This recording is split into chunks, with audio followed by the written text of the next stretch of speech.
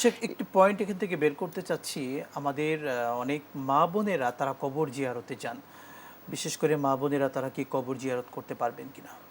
না, এখন কবর জিয়ারতের কিন্তু মা বোনদের ক্ষেত্রে যদি এমন কবরস্থান যেই কবরস্থানে তার মাহারাম গয়রে মাহার শুধু মাহারাম থাকে, এতটুকু যদি থাকে সেই ক্ষেত্রে তারা যাইতে পারবে। আর যদি সেখানে গয়রে মাহারাম থাকে তার, সেখানে সে যাবে না।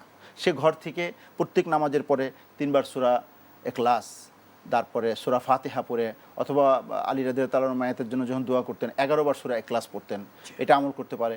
অথবা ইয়াসিন শরীফ পড়ে সে দোয়া করতে পারে। এই মানে এই পদ্ধতিগুলা তার যদি গয়রে মহরম থাকে, বিশেষ করে বড় কবরস্থান, সে কবরস্থান তো মহরম গয়রে মহরম সবই আছে, সেই ক্ষেত্রে সে যাবে না, সেটাকে সে পরশ করবে। সেখানে আল্লাহ নবী তো এটা কি স্পষ্টভাবে বিশেষ করে মহিলাদের ক্ষেত্রে অপছন্দ না, করেছেন? হযরত আয়েশা সিদ্দিকা রাদিয়াল্লাহু তাআলা আনহু যতদিন পর্যন্ত হুজুর সাল্লাল্লাহু আলাইহি ওয়াসাল্লাম এবং আবু বকর দুইজন যতক্ষণ পৌঁছেছিল ততক্ষণ পর্যন্ত ওখানে জিয়ারত করছেন, ওখানে রাত্রেও কাটাইছেন।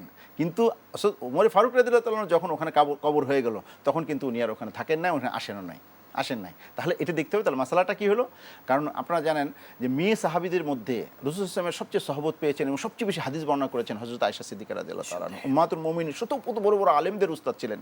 তা তিনি যেই আমলটা করেছেন, সেই আমলটা হলো, দেখেন দুইটা জিনিস এর মধ্যে পাওয়া যায়। একটা হলো হযরত ওমর ফারুক রাদিয়াল্লাহু তাআলা যখন ওখানে হইলেন, দাফন হয়ে গেলেন, তখন আর উনি ওখানে যান নাই, তার মানে মাহরামের ব্যাপার আছে। আরেকটা বিষয় একটু গুরুত্বপূর্ণ, মেয়েরা যাবে কিনা, জামাতে শরিক হবে কিনা। তো এখন দেখেন হুজুর সাল্লাল্লাহু আলাইহি ওয়াসাল্লামের জামানায় কিন্তু মেয়েরা জামাতে শরিক হয়েছেন, কিন্তু আবু বকর রাদিয়াল্লাহু তাআলা আনহুর জামানাও নিষেধ করা হয়নি। কিন্তু ওমর ফারুক রাদিয়াল্লাহু তাআলা যখন খলিফা হয়েছিলেন, তিনি দেখলেন যে বিভিন্ন ঘটনা এর মধ্যে ঘটতেছে, অনেক খারাপ কিছু বিষয় সামনে আসতেছেন, তখন তিনি নিষেধ করলেন এটা। এবং হযরত আয়েশা সিদ্দিকা রাদিয়াল্লাহু তাআলা আনহার কাছে যখন প্রশ্ন করা, বললেন যে এই জামানায় যদি রাসূল পাক সাল্লাল্লাহু আলাইহি ওয়াসাল্লাম থাকতেন, তিনি মেয়েদেরকে মসজিদে এসে জামাত পড়াকে নিষেধ করতেন।